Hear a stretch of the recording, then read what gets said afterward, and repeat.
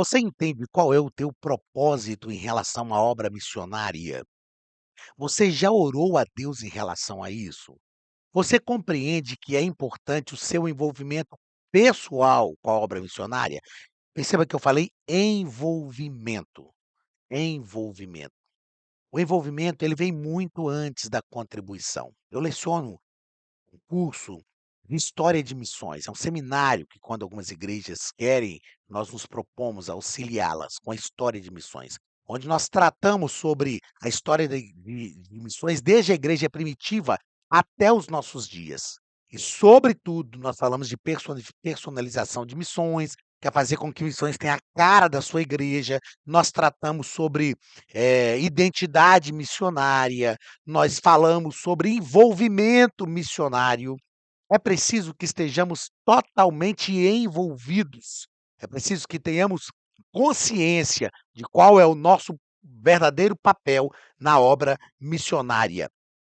Deus chama ainda obreiros para a sua obra. Alguns vão e outros ficam. Tanto os que vão quanto os que ficam devem ser verdadeiros missionários. Eu não sei qual é o lugar para o qual Deus te chamou, mas eu sei que você tem um chamado para a obra missionária. Entenda isto. Estamos na Academia de Pregadores, eu sou o pastor Anderson Silva. Seja muito bem-vindo à nossa escola bíblica dominical aqui da Academia de Pregadores. Estamos estudando a lição o currículo de adultos, e na aula de hoje vamos estudar a lição de número 6. O título da nossa lição é Orando, Contribuindo e Fazendo Missões. Orando, contribuindo e fazendo missões. O texto áureo está em Isaías capítulo 6 e versículo 8. Depois disso, ouvi a voz do Senhor que dizia: A quem enviarei? E quem há de ir por nós? Então disse eu: Eis-me aqui, envia-me a mim. Eu disse, se não me falha a memória, na primeira aula, citei o pastor Ronaldo Lidório, que é no Brasil hoje, assim, uma das maiores autoridades, se não a maior autoridade em missões. Um homem realmente totalmente envolvido com a obra missionária. E o pastor Ronaldo Lidório disse isso: somos o povo do eis-me aqui. Precisamos nos tornar o povo do envia-me a mim. Precisamos realmente sair do lugar. Precisamos entender não só a urgência, mas precisamos entender o quanto devemos estar envolvidos com a obra missionária, o quanto precisamos amar a obra missionária e como precisamos ir adiante fazendo aquilo que Deus nos chamou para fazer. Verdade prática da nossa lição nos diz: nem todos são chamados para ir ao campo missionário, mas todos têm a responsabilidade de orar e contribuir com esta obra. Eu diria, todos precisam estar envolvidos nesta obra. Todos precisam estar. A palavra que eu mais vou falar na aula de hoje é envolvimento. A gente vai perceber que é uma palavra que não é tão citada aqui no corpo da nossa lição, mas é para mim a palavra mais importante em missões, envolvimento. Tudo com o que você está envolvido, você vai dar o máximo de si. Aquilo que estamos verdadeiramente envolvido, nós damos a nossa vida. Então, envolvimento é o que é mais importante na obra missionária. A palavra-chave da nossa lição é fazer. Fazer. O que estamos fazendo, o que precisamos fazer. O que fizemos, o que estamos fazendo e o que precisamos fazer. A obra missionária. Fazer a obra missionária. Essa é a nossa proposta hoje. Leitura bíblica em classe está em Efésios, capítulo 6, versículos 18 ao 20, que nos diz o seguinte: Orando em todo o tempo, com toda oração e súplica no Espírito, e vigiando nisso com toda perseverança e súplica por todos os santos, e por mim, disse Paulo, para que me seja dada, no abrir da minha boca, palavra com confiança, para fazer notório o mistério do Evangelho, pelo qual sou embaixador em cadeias, para que possa falar dele livremente, como me convém falar. Paulo está aqui tratando sobre a armadura de Deus. E quando ele finaliza né, essa tratativa, ele fala com a igreja de Éfeso, que foi uma igreja onde Paulo ficou cerca de 3 anos de forma ininterrupta, ensinando esta igreja. Ele ensina essa igreja que ela deve orar em todo o tempo. E aí, quando Paulo trata dessa questão da oração, ele fala: "Orem também por mim, porque eu prego o evangelho, e quando eu abrir a boca, que o Senhor me dê a palavra, que o Senhor me abra a porta da palavra". Nós precisamos orar pela obra missionária, para que a obra missionária vá adiante, para que o próprio Deus alavanque a obra missionária. Quando nós começamos a orar, eu gosto de falar um pouco disso da seguinte forma: quando nós começamos a orar, as coisas acontecem. A oração pode mudar os decretos de Deus? Ó, eu vou falar aqui na câmera fechada, porque eu penso que é algo, relevante que eu vou falar aqui pra sua vida, e você precisa entender isso de perto. A oração pode mudar os decretos de Deus? Não, não pode. O que são os decretos de Deus? É a vontade diretiva, decretiva de Deus. Aquilo que Deus já falou que vai fazer ou que não vai fazer, não adianta você orar. A oração não muda os decretos de Deus. A gente fala: "A oração move a mão de Deus", se a mão de Deus já fosse mover mesmo. A oração não muda os decretos de Deus. Mas nós sabemos que a obra missionária está envolta por um desejo de Deus, por uma vontade de Deus, por uma proposta de Deus, por aquilo que é o reino de Deus.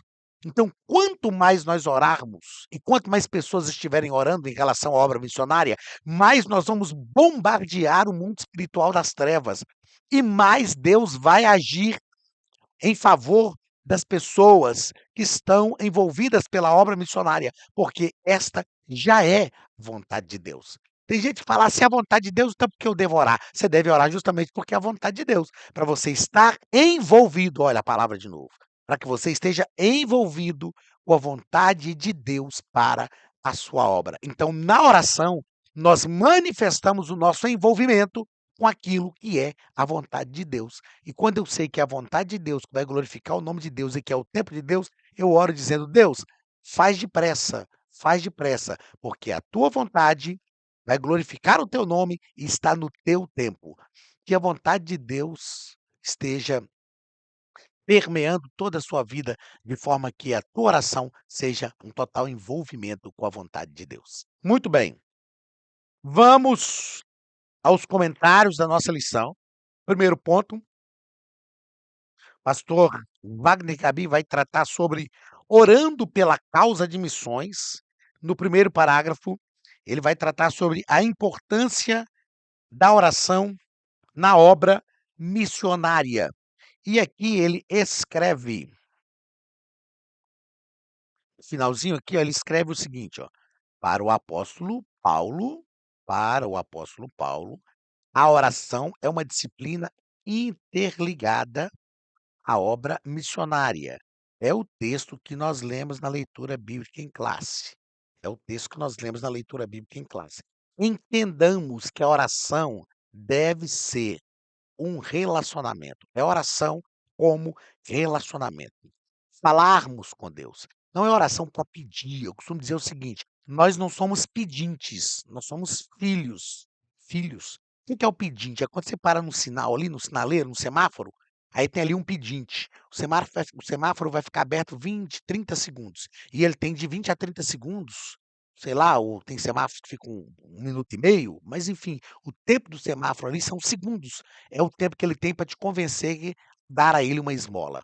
Infelizmente, tem pessoas que usam a oração como pedintes espirituais. Estão ali pedindo a Deus como se fossem convencer a Deus para que Deus desse uma esmola para eles. Nós não somos pedintes. Nós vamos ver isso daqui a pouco aqui nessa aula de hoje. Nós somos filhos, filhos. E o filho chega para pedir ao pai, sabendo que o pai o ama e que o pai vai lhe conceder de acordo com a sua vontade. Então, se eu sei que não é a vontade do pai, para que eu vou pedir? Teve coisas que alguns dos meus filhos já me pediram e que eu disse: "Não posso te dar". "Mas papai", "Não posso te dar, eu não me peça para não ser seu pai. Não tem como, não me peça para não te amar como pai. E se eu te der o que você quer, eu não estou te amando como pai". Então, não seja um pedinte, seja filho. Então peça de acordo com a vontade de Deus. Segundo parágrafo do primeiro ponto, interceder, que é a oração intercessória. A oração intercessória, ela tem um poder muito grande. O que que é interceder? É pedir pelo outro. Ah, mas e se eu pedir por mim, é interceder? Não, aí é fazer um pedido por você mesmo. Aí é uma petição. Agora, quando eu peço pelo outro, eu estou intercedendo. A oração intercessória, ela tem um poder muito grande na nossa vida. Ah, mas eu estou intercedendo pelo outro, a oração intercessória não tem um poder na vida dele, não? Também na vida dele, mas tem um poder muito grande na nossa vida. Eu vou te provar isso. Jó, capítulo 42, versículo 10, diz que Deus mudou o cativeiro de Jó enquanto Jó orava pelos seus amigos. Ou seja, Jó estava numa situação deplorável e ele encontra forças para interceder pelos seus amigos. Os amigos estavam muito melhor do que ele, mas ele intercede pelos seus amigos. E enquanto ele intercede pelos seus amigos, Deus muda o cativeiro de Jó. Quem sabe tem coisas na sua vida que não serão mudadas, tem coisas na sua vida que serão mudadas. Quem sabe tem coisas aí que serão mudadas quando você aprender a interceder por outro. Ai, pastor, mas eu preciso tanto, eu estou necessitando tanto. Mais do que Jó? Você precisava de uma ação de Deus? Você precisa de uma ação de Deus mais do que Jó precisava? Jó precisava de ser curado. Jó precisava de ter tudo restituído, tudo que ele tinha. Mas na hora que ele intercedeu, Deus virou o cativeiro dele e Deus concedeu tudo que Jó tinha em dobro, em dobro. Então, quem sabe, vou repetir, quem sabe aquilo que você precisa, Deus está esperando quando você começar a interceder. Tem pessoas que olham só para o seu umbigo espiritual. Ai, só ela que tem problema, ela quer orar, pede oração para todo mundo. Olhe para o outro, olhe para o seu lado. Tem gente numa situação pior do que você, e mesmo gente numa situação melhor do que você também. Ore por elas. Comece a interceder mais e você vai perceber que a ação de Deus vai ser maior sobre a sua vida. Vamos ao terceiro parágrafo do primeiro ponto. Despertar a igreja local para a obra missionária. Então, olha, nós estamos tratando nesse primeiro ponto sobre orando pela causa de missões. Primeiro, falamos sobre a importância da oração. Segundo, sobre a oração intercessória. E terceiro, despertar a igreja local para a causa missionária. O nosso escritor não diz quem é, mas ele disse um grande líder. E eu conheço o pastor Wagner, dá aula aqui na Academia de Pregadores, um homem sério, então pode ter certeza que é um grande líder. Um grande líder de missões, certa vez disse: se mais crentes se puserem de joelhos em oração, mais crentes se poriam de pé na evangelização. Então, nós vimos que o Senhor Jesus disse para os próprios trabalhadores, dizendo: clamem ao Senhor da seara, que mande mais trabalhadores para a sua seara. Então, enquanto nós estamos trabalhando, não, eu vou só interceder, eu vou só orar, vou ficar aqui. O meu papel na obra missionária é interceder, meu irmão, é interceder. É, seu papel é trabalhar.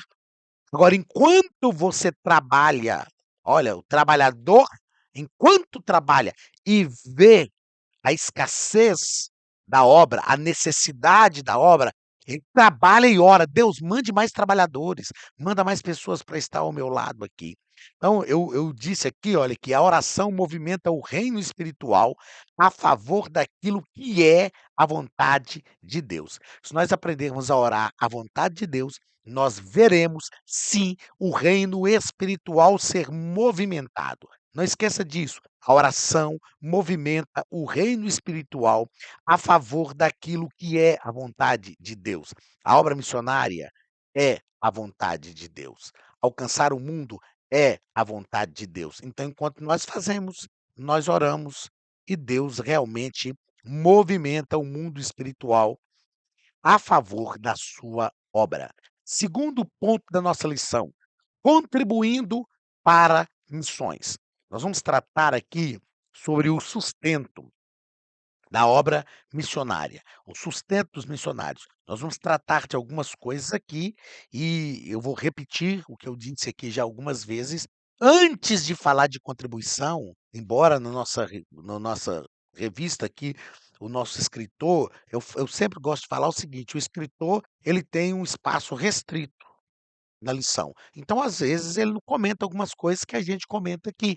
E por isso é importante ter o professor na classe, né? O professor, dentro da ideia do que o escritor propôs na lição, é que ele vai comentar, ele que vai ensinar os seus alunos. Se fosse assim, a gente não precisava de professor, era só dar uma lição, nem de escola dominical, era só dar uma revista na mão de cada crente e eles liam em casa mesmo. Então, o professor ele é importante justamente por isso. Então, antes de tratar de contribuição, quando eu ministro, quando eu leciono sobre missiologia, eu gosto de falar de envolvimento. Não há como falar de contribuição financeira, falar de din-din na obra missionária, sem o camarada estar envolvido. É um absurdo quando eu vejo pessoas dizendo: "Irmão, contribua com o carnê missionário, somente R$ 10 por mês". Meu irmão, não peça valor, envolva as pessoas. Você está pedindo 10, o camarada te traz 10 com a satisfação do dever cumprido. "Não, eu dei o que me pediu, então pronto". Pelo amor de Deus, não é isso. Aquele que dá 10, se ele estiver envolvido, ele vai dar 100, vai dar 1000, porque ele está envolvido. E quando nós nos envolvemos, nós colocamos o nosso coração naquilo que nós estamos realmente envolvidos. Então, mesmo antes de pensar em contribuição, nós temos que nos envolver. E nós vamos tratar algumas coisas aqui, um tanto quanto contundentes nessa área financeira de missões. Então aperta o cinto aí, tá bom? Primeiro parágrafo, o sustento dos missionários. Quando nós estamos envolvidos, nossas finanças também promovem o reino de Deus. É importante nós compreendermos que tudo o que temos, Romanos capítulo 11, versículo 33 ao 36, ele vai tratar desse envolvimento, e no versículo 36 ele diz: "Porque dele, por ele e para ele são todas as coisas. A ele, pois, a glória eternamente. Amém". Davi, quando estava dando ofertas do seu tesouro pessoal, Davi deu ofertas para construir o templo, ele deu ofertas do reino, mas ele tirou do seu tesouro pessoal. Ele podia dizer: "Ah, já dei do reino, eu sou o rei mesmo, então o que é do reino é meu". Não, mas ele tirou do seu tesouro pessoal. E ele louvou a Deus dizendo assim: "Deus, tudo o que temos vem de ti, da tua mão recebemos e te devolvemos". Aí Paulo diz: "Porque dele, tudo o que temos vem dele, por ele, é através dele, ele sustenta, ele quem gera, e para ele, visa a sua glória, devolvemos para ele". Então, quando falamos de contribuição financeira, nós precisamos pensar nesta proposta, não é? Quando estamos envolvidos com o reino de Deus, ou quando estamos envolvidos, as nossas finanças também promovem o reino de Deus. Não é só dinheiro, mas é também as nossas finanças. A Academia de Pregadores tem um recado para você. Olá, queridos alunos e alunas da Academia de Pregadores, que bom ter você conosco neste momento tão especial. Estamos aqui para apresentar a nova plataforma da Academia de Pregadores, que foi construída ao longo dos últimos meses com muito carinho, um grande investimento, para levar até você não somente um conteúdo de excelência, mas também tecnologia de ponta. Veja comigo. Os cursos estão organizados por trilhas na página principal. Aqui você encontra sugestões, lançamentos, temas específicos e outras categorias. No final da página tem uma trilha com todos os cursos. Após começar os seus estudos, a primeira trilha será Continuar assistindo, que mostra somente os cursos iniciados por você. Sobre a capa do curso consta o número de aulas, a carga horária e um botão para adicionar aos favoritos.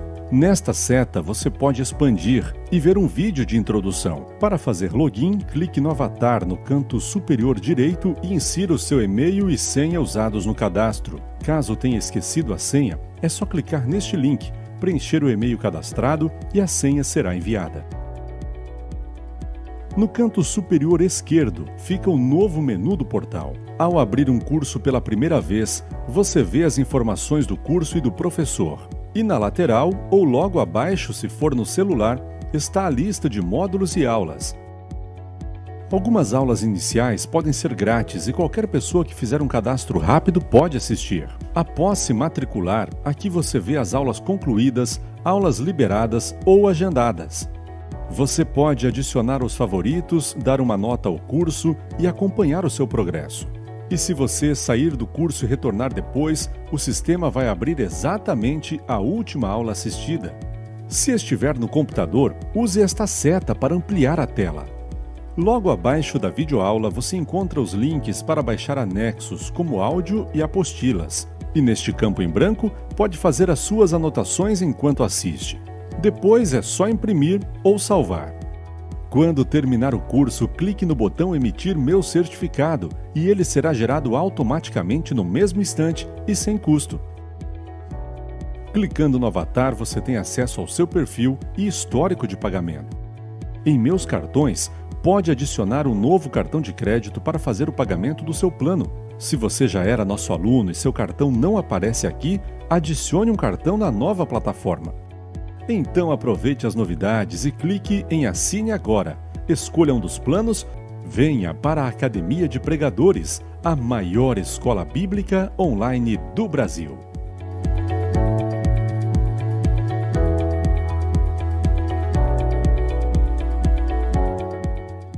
Finanças. Segundo parágrafo deste segundo ponto, nosso escritor vai tratar sobre contribuir para missões, é ajuntar tesouros nos céus. Eu confesso para os irmãos que eu não gosto muito dessa proposta de pensar que nós estamos contribuindo para Deus e estamos juntando alguma coisa, porque a nossa mente, não é que está errado o que o nosso escritor propõe aqui, não é, a própria Bíblia fala sobre isso, ajuntar tesouros no céu, onde a traça e o ferrugem não consome, ok, ok. Mas nós vivemos uma geração que pensa muito no retorno. Retorno. Eu não gosto de usar, por exemplo, o termo investir na obra missionária. Eu gosto de usar o termo de contribuir com a obra missionária, estar envolvido, dar de forma voluntária, como gratidão. Então, contribuir com a obra missionária não é investir. Eu vou investir aqui porque eu vou juntar um tesouro no céu, quando eu chegar lá eu vou ter a recompensa. Não, pare, não pensa nisso. Pelo amor de Deus, seja mais inteligente do que isso, pense mais alto do que isso, esteja mais envolvido. O que eu devo pensar é o seguinte: contribuir não é uma proposta de fazer uma poupança, não é uma proposta de investimento. Contribuir é uma proposta de oportunidade. Uma oportunidade que, olha, Deus nos dá, Deus proporciona situações favoráveis para que a gente tenha o recurso financeiro para o nosso sustento. Aí quando a gente adquire esse dinheiro, essa receita financeira do nosso sustento, Deus fala: "E aí, quer participar de um negócio que dá certo? Quer participar de um projeto que é eterno, que é espiritual?" Gente, é Deus que tá convidando, é Deus que está convidando. Você acha que eu não participaria de algo que Deus propõe? Claro que eu quero participar, claro que eu quero participar. E é lógico que se Deus está falando isso comigo, é lógico que eu nem preciso perguntar para ele: "E aí, o que que eu vou ganhar?"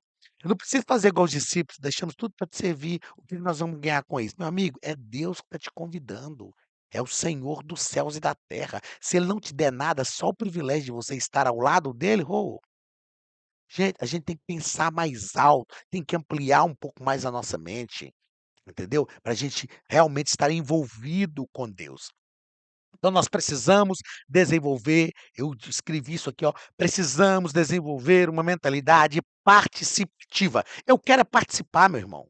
Eu quero é participar daquilo que Deus faz, eu quero é participar daquilo que é projeto de Deus, eu quero é participar daquilo que Deus propõe, eu quero é participar. Eu falo com minha esposa o seguinte, e eu trago isso muito para o contexto de família. Às vezes eu falo com minha esposa assim: "Meu bem, você está lutando para conquistar algumas coisas. Se eu não te ajudar, eu sei que você vai conquistar. Se eu te ajudar, você vai conquistar e vai conquistar mais rápido.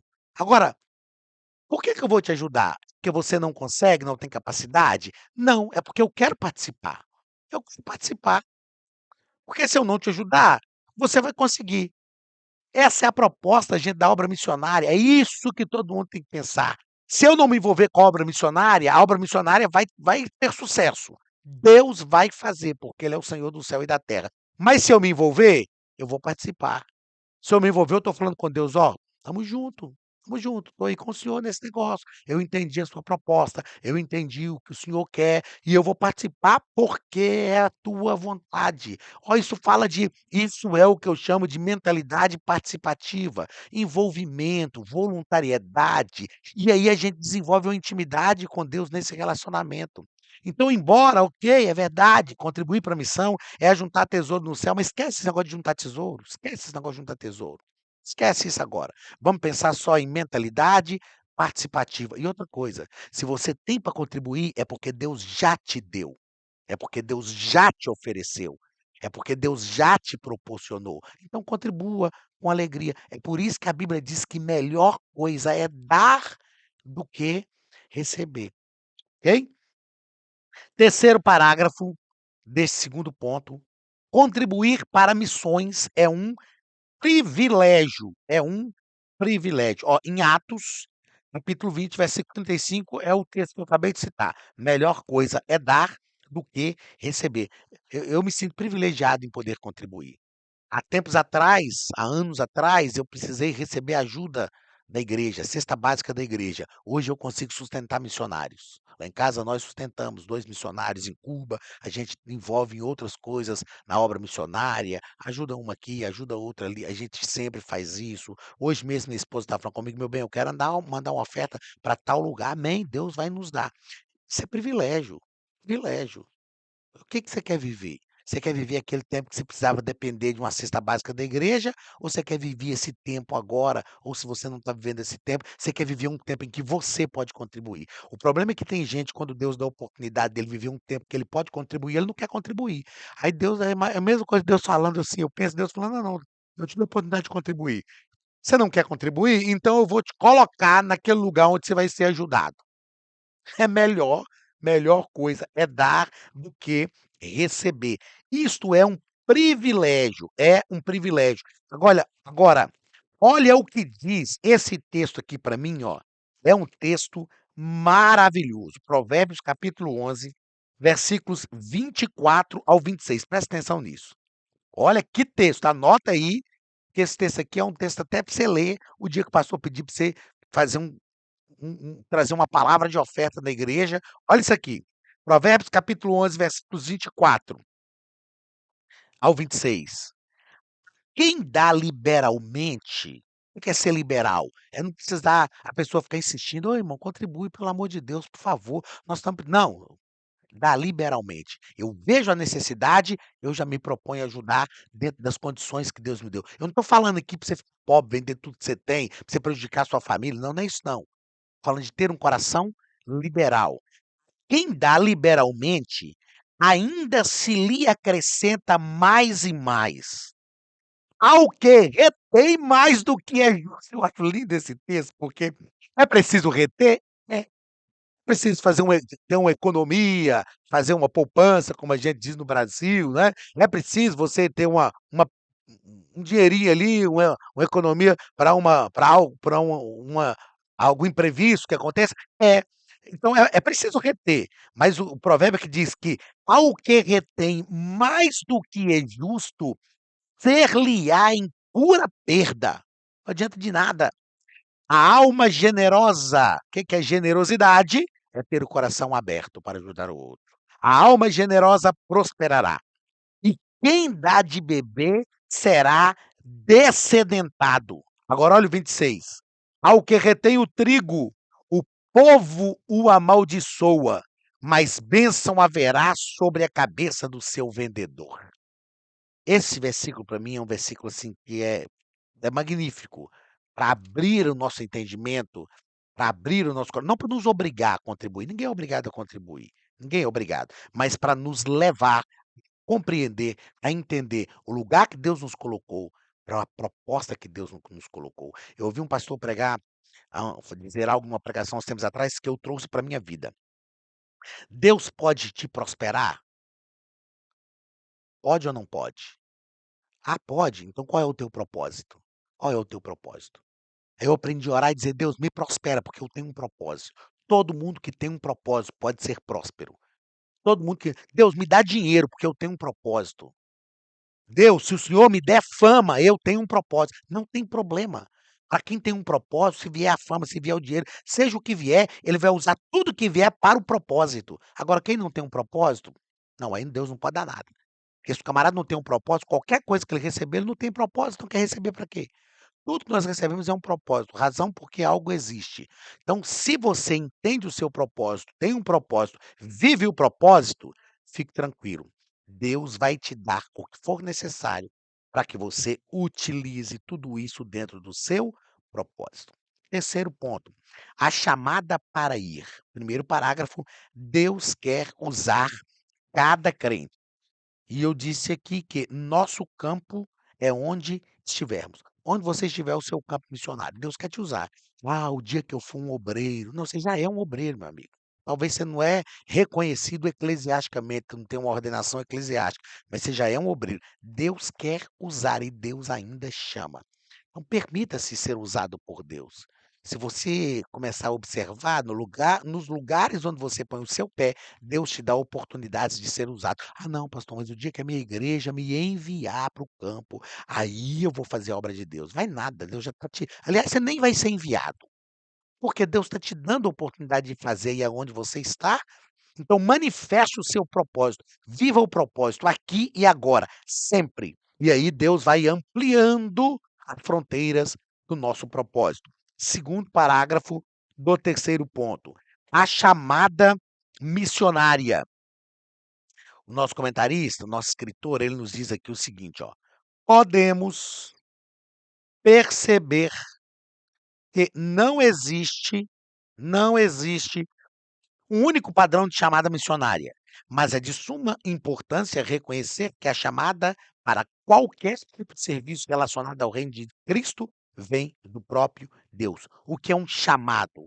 O que é uma chamada? É uma comissão, é um convite de Deus, uma ordem de Deus para fazermos. E eu anotei aqui, não, o que eu anotei aqui é para o próximo ponto. Então, toda chamada vem de Deus. Cada um tem o seu chamado, cada um tem as características do seu chamado, e todos nós devemos viver o nosso próprio chamado. Agora, quem é a melhor pessoa para cumprir o seu chamado? Você. Deus não te chamaria se você não tivesse condições para cumprir e se ele não tivesse disposto a te capacitar mais ainda. Foi o que ele fez com Moisés. Chamou Moisés, eu não sei falar. Deus falou, Moisés, quem fez a boca do que fala, do que não fala, do que ouve, do que não ouve? Porventura não fui eu, o Senhor? Em outras palavras, Deus estava dizendo para Moisés, ah, então você está achando que eu errei? Eu errei o endereço. Eu vim te convocar para tirar o povo de Israel do Egito e levar você para o Egito, para você tirar o povo de Israel. E você me fala que você não sabe falar? Eu já sabia que você não sabia falar, meu amigo. Então, a melhor pessoa para cumprir o teu chamado é você. Eu sou a pessoa mais capacitada para cumprir todo o chamado que Deus me fez. Bata no peito e diga assim, ó: "Eu sou a pessoa mais capacitada para cumprir todo o chamado que Deus me fez". O meu chamado Deus fez para quem tinha todo o potencial necessário para cumprir. Ah, pastor, mas eu me sinto limitado. Que bom, glória a Deus, ainda bem, porque eu também me sinto muito limitado, mas eu também sou chamado por Deus e Ele vai nos capacitando ao longo do nosso chamado. Então, ó, devemos ser uma igreja relevante. Terceiro ponto, caráter e testemunho na obra missionária. Precisamos ser uma igreja relevante. Lá em Apocalipse, capítulo 3, versículo 15, quando o Senhor disse para Laodiceia: quem dera fosse frio, quem dera fosse quente. Você não é frio nem quente, você é morno, vou te vomitar. Aí eu já vi gente pregando e falando: "Ah, Deus queria, ok, você tem que ser quente ou frio", ou seja, você vira crente de uma vez ou você desvia de uma vez. Tem nada a ver, gente. Não é isso que Deus estava falando. Deus estava falando com Laodiceia: "Você não é uma igreja relevante. Você não é a não tem, você não é quente como as águas de Herápolis". Águas termais, águas quentes que eram utilizadas na medicina, e nem como as águas refrescantes de Colossos. Ou seja, quem que você é? Você não é uma igreja terapêutica, você não refresca a vida de ninguém, você não tem funções refrescantes e nem funções terapêuticas. Funções refrescantes nas águas de Colossos e funções terapêuticas como as águas quentes de Hierápolis. Aí Jesus está falando com Laodiceia: "Você não tem relevância, você não interfere, não faz nada na vida de ninguém. Se você não existisse, aí Deus está convidando Laodiceia para ser quente ou frio, para ter ou funções refrescantes ou funções terapêuticas. Nós precisamos ser uma igreja relevante, uma igreja que interfira, uma igreja que mude destinos, uma igreja que mostre para as pessoas por que nós viemos, por que nós estamos aqui. O seu ministério tem que ser um ministério de relevância e não aquilo que é trem irrelevante que no não contribui nem positiva nem negativamente. "Ah, pastor, se não contribui negativamente, tá bom". Não tá bom nada. Você tem que contribuir positivamente, este é o propósito, este é o chamado. Quarto e último parágrafo do terceiro ponto, o perfil do vocacionado. Pastor Wagner Gabi coloca aqui diversas coisas que é um perfil, e eu quero sintetizar isso em 2 coisas: amor intenso, que é um fogo na alma.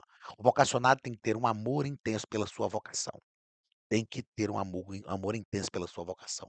Quando a gente sente uma chama ardendo em nosso coração, como de Jeremias no capítulo de número 20, quando eu penso em não mais profetizar e não mais falar em seu nome, isso é como fogo em meu coração, encerrado em meus ossos, a desfaleço e sofrer, e não posso me calar. Esse fogo vocacionado tem que ter um fogo na alma.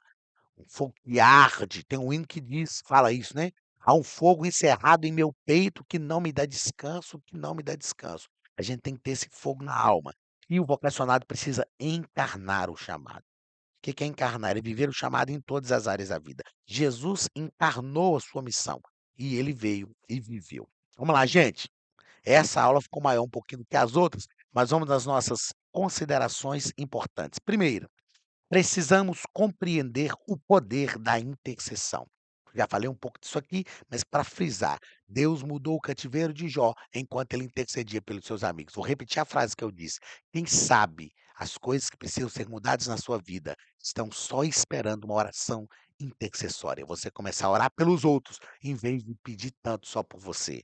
Comece a orar pelas necessidades dos outros e Deus vai atender a sua. Segundo, 2 palavras são importantíssimas na obra missionária: relatório e transparência. "Ah, ó, você contribuiu aqui na igreja, você não precisa querer saber pra onde sua oferta foi", por que não? O que a mão direita fizer, a esquerda não pode saber. Deus a Bíblia está falando isso é para eu não ficar me vangloriando disso, mas eu quero saber sim. Eu quero saber, e é importante que haja relatório. Obra missionária tem que ter relatório. Tá mandando dinheiro para comprar um barco para o missionário. Fala com o missionário: "Comprou o barco, missionário?". "Comprei". Tira foto do barco, manda para cá, vamos fazer um cultão de missão, agradecer a Deus, louvar a Deus pela vida dos irmãos que contribuíram. Foto do missionário no barco, lá nos slides da igreja, no data show, no telão de LED e pronto. Para as pessoas terem essa sensação: "Puxa vida, foi".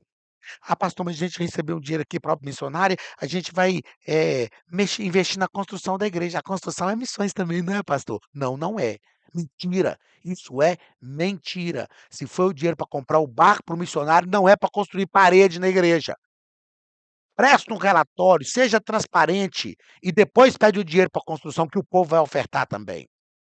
Eu vejo muito isso acontecer. Já conheço casos de teto, foram tiradas ofertas para comprar carro para o missionário no campo, aí depois um irmão foi visitar o missionário: "Ei, missionário, e o carro que nós compramos para o senhor? Como é que tá? Cadê o carro?" Falou: "Carro? Que carro, irmão?" "Não, nós tiramos oferta, fizemos uma campanha lá, mandamos dinheiro". "Não, irmão, não chegou aqui, não compramos". Relatório e transparência geram confiabilidade. Quarta consideração importante: Deus ainda vocaciona e chama obreiros. Em pleno século XXI, Deus tira a pessoa do trabalho, leva a pessoa para o outro lado do mundo, tira ele de perto da família. Deus ainda chama, Deus ainda vocaciona. Nós precisamos crer nisto. Ai, pastor, que medo. Não tenha medo. Se esse for o seu chamado, você vai cumprir o chamado com alegria, com felicidade. Deus vai te prosperar, vai cuidar de você, da sua família. Vai ser bênção. Quinta e última consideração. Nós precisamos agir de forma que demonstremos gratidão ao reino de Deus.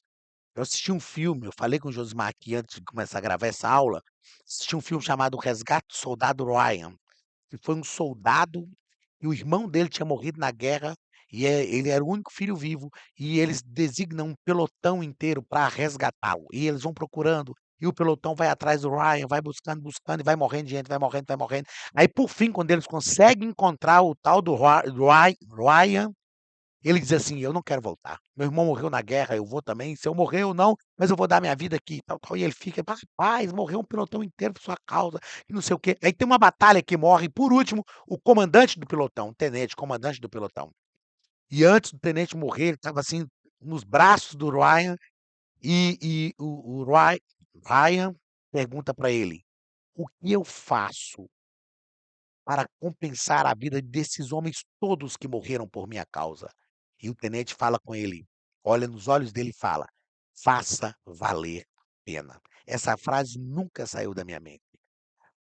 Se você chegasse para Deus hoje e perguntasse para ele: "Eu estou fazendo valer a pena?", será qual seria a resposta? O que eu e você faremos por tão grande salvação, por tão grandes coisas que o Senhor fez por nós? O que nós faremos? Eu penso que nós perguntássemos hoje para Deus, fizéssemos essa pergunta: "Senhor, o que o Senhor quer que eu faça por coisas tão grandes e magníficas que o Senhor fez por mim?". Eu acredito que a resposta do Senhor para nós seria: "Faça valer a pena". Deus te abençoe, um grande abraço e até a nossa próxima aula em nome de Jesus.